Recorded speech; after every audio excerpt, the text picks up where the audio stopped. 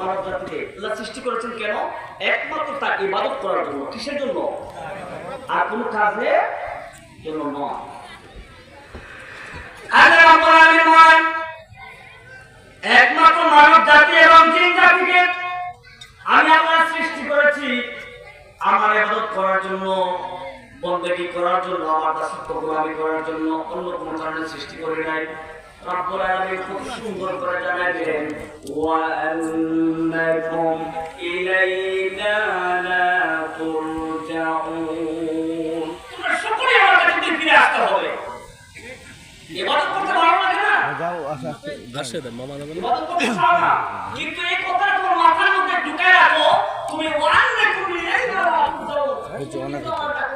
পরে আমি হচ্ছে যাই করে দিচ্ছি আর আমরা ছেড়ে থাকতে পারবো? আরে হুদিসকো সব লোকগুলো সব আমার সঙ্গে লোকগুলো উঠাইছি তো বাদশা কি সব লোক উঠাইছি দেখেন